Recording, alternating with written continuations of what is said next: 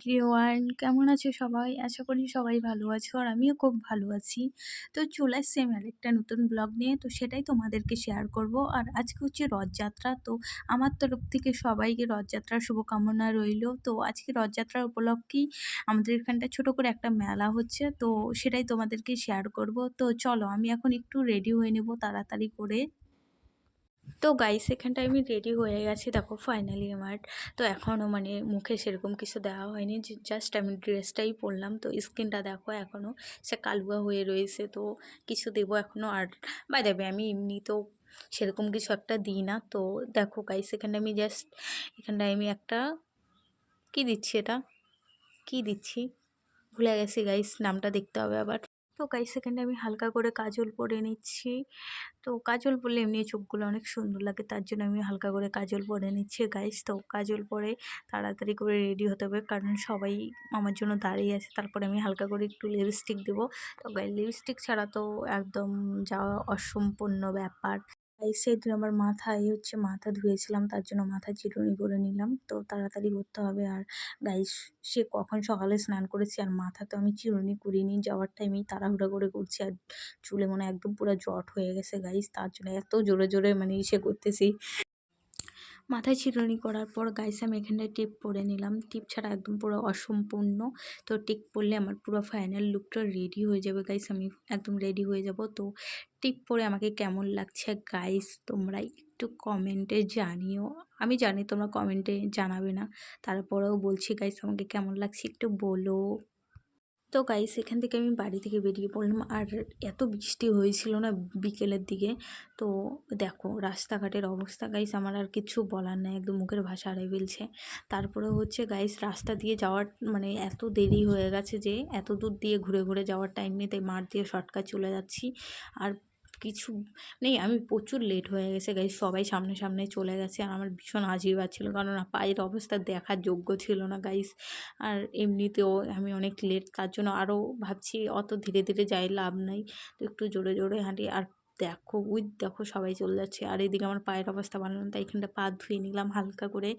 মানে কি বলবো গাইস, এত কাদা ছিল রাস্তাটা, মানে জঘন্য। তারপরে দেখো রাস্তায় উঠে ফাইনালি, তারপরেও শান্তি নাই গাইস।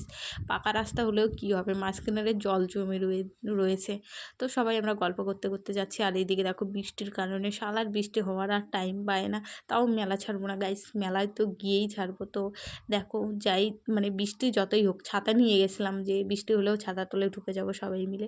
আর সবাই আমরা যেই ধীরে ধীরে হাঁটতেছি আর রিলস করতেছিলাম, তো তার জন্য আমরা আরও লেট হয়ে গেছে গাইস, মানে সামনেরগুলো আরও চলে আসছে। তো এই ব্রিজটাতে তো অনেকেই আসছে ভিডিও করতে, কে কে আসছে আমাকে কমেন্টে জানাও গাইস।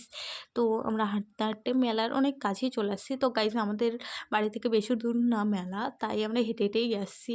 তো এখানটাই দেখো ভালোই হয়েছে, ছোটোখাটো মেলা হিসাবে মানে ভালোই। আর তার মধ্যে বৃষ্টির মধ্যে প্রচুর লোক হয়েছে। আর আমি দেখো এদিকে একটা প্রসাদ পেয়ে গেলাম, আর এখানটায় আমাদের প্রসাদ বিতরণ হচ্ছে। আর এটা হচ্ছে আমাদের রথযাত্রা, আর এসে দেখো সেই সুন্দর করে সাজাইছে না গাইস। তো এখানটায় আমরা মানে দাঁড়িয়ে একটু মানে দেখাচ্ছিলাম কত লোক, কাদার মধ্যেও মানে আমাদের এনার্জি কত গাইস, মানে বুঝবি। সবাই দেখো এখানটায় টাটা দিচ্ছে, তো আমি বলতেছি চল একটু ঘুরে আসি তাহলে। তো ওরা বলছে না এখন পায়ের অবস্থা ভালো না। আর চারদিকে দেখো গাইস বৃষ্টির কারণে কত কাদা হয়েছে, মানে এদিকে আবার প্রচুর ভিড়ও হয়েছে গাইস। মেলাতে গিয়ে মজাই হয়েছে এই কাদার মধ্যে, তো কাদা তো হবেই গাইস, এই টাইমে বৃষ্টি তো হবেই। তো তার জন্য কি মেলা মানে এসে করে দেবো। তো এখানটায় আমরা আবার রথ টেনে নিচ্ছি গাইস।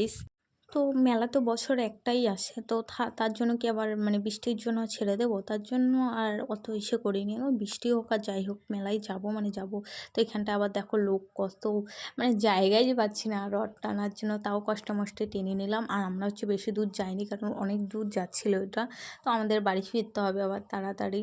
তো আমাদের এদিকে মানে আমরা গ্রুপ করে আসছি, তো সবাই মিলে। তো আবার বাড়ির কাছে না, একদম যে কাছে যে সেটা না, আর একা একা তো ছাড়বে না। তো মানে আমাদের ইসের দিক গ্রামের দিক থেকে আমরা দল বেঁধেই আসছিলাম কজন বান্ধবীরা মিলে। তারপর ওর মাটা ওরা আসছিল, তো ওদের সাথেই থাকতে হবে গাইস। তো তার জন্য আর বেশি দূর আমরা যাইনি, সবাই টানছিল। তো আমরা অল্পই টেনেছি, টেনে তাও তো রড টেনেছি তো গাইস। তো তারপরে হচ্ছে এখানটায় আমরা দাঁড়িয়ে, দাঁড়িয়ে দেখতেছি, অনেক লোক হয়েছিল। তো আমার ভাল লাগতেছিল না, কারণ বেশি দূর আর যেতে পারিনি।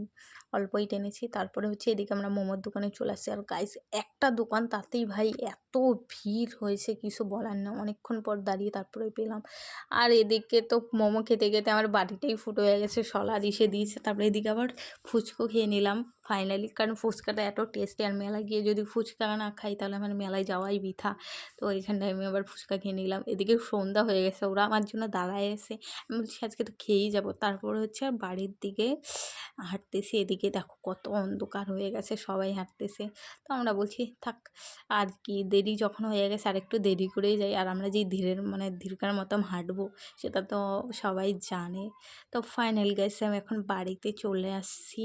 আরে এত গরম লাগছিল হেঁটে, হেঁটে, মানে আরও পুরা রাস্তা মাঠ দিয়ে আসেনি, এত রাতের বেলা কাদা কুদার মধ্যে পড়ে গেলে একদম পুরাই সেই খারাপ।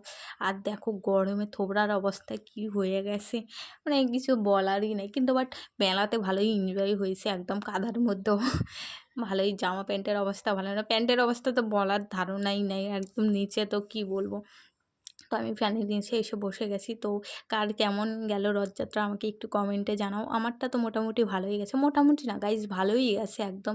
খাওয়া দাওয়া ভালো হয়েছে, বাট একটাই আফসোস, আমি লাস্টেরটা মানে আইসক্রিম কিনবো, বাট এই ভিড়ের জন্য আর কিনা হলো না। তো গাইজ ব্লগটা কেমন লাগলো, ভালো লাগলে লাইক কমেন্ট সাবস্ক্রাইব করে দিও। টাটা।